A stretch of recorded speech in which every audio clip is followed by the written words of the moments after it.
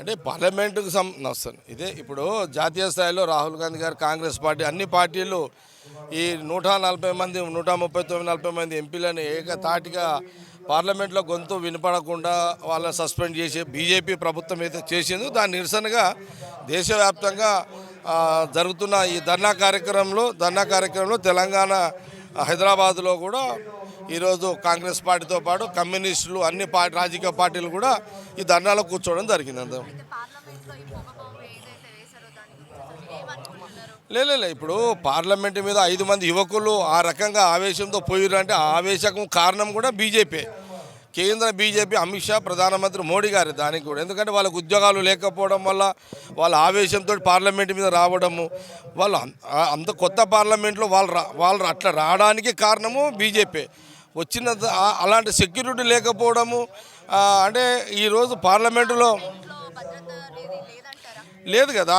5 మంది యువకులు లోపల పార్లమెంటు మీద బెంచ్ల మీద దుంకే పరిస్థితి అవకాశం ఇచ్చిందంటే మరి బీజేపీ ప్రభుత్వం ఆ సెక్యూరిటీ ఏం చేస్తుందంటే పార్లమెంటు మీద ఎంపీల మీద ఏదన్నా ఆ యువకులు ఇంకేదన్నా వేరే దేశస్తుడు అటాక్ చేసి బాంబు దాడి చేసో బాంబు బ్లాస్ట్ చేసి ఎవడన్నా వచ్చి ఆ రోజు ఎంపీల పరిస్థితి ఏంది?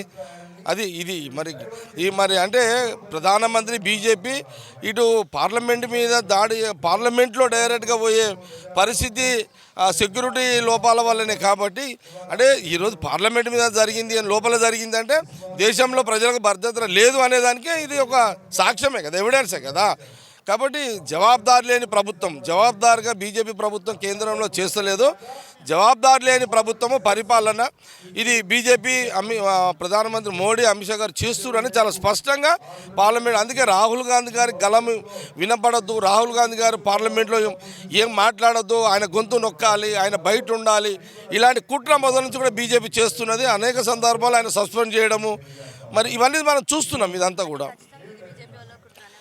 అంతే కదా. 5 మంది ఆవేశానికి కారణము బీజేపీ ప్రభుత్వమే. వాళ్ళు ఇస్తున్న సంవత్సరానికి 2 కోట్ల ఉద్యోగాలు ఇవ్వకపోవడం ఆ యువకులు ఆవేశానికి వచ్చారు. దానికి కారణం బీజేపీ కదా. లోపల రావడానికి లోపము, సెక్యూరిటీ లోపం కూడా బీజేపీ కదా, వాళ్ళ ప్రభుత్వమే కదా. ఈ 2 లోపాలు బీజేపీ బలహీనతలు, ఆ ప్రభుత్వం ప్రధానమంత్రి మోడీ, అమిత్ షా వాళ్ళ బలహీనతలే ఈరోజు ఈ రకంగా ఉంది. అంటే పార్లమెంట్ లోపల అటాక్ జరిగిందంటే దేశంలో దేశ ప్రజలకు కూడా భద్రత లేదు. అందుకే దేశం మీద ఎలాంటి దాడులు జరిగినా రాజకీయంగా ఉపయోగించుకునే ప్రయత్నంలో ప్రధానమంత్రి బీజేపీ పనిచేస్తుంది అనేది ఈ పార్లమెంటు లోపల దాడి, యువకులు చేసిన దాడిని దాన్ని ఎగ్జాంపుల్గా తీసుకొని ప్రజలు ఆలోచన చేయాలి, ప్రజలు ఆలోచన చేయాలి. తొందర పడొద్దు కూడా ఇట్లా. ఎందుకంటే దీన్ని ఓటు రూపకంగా బీజేపీని దెబ్బ కొట్టాలి.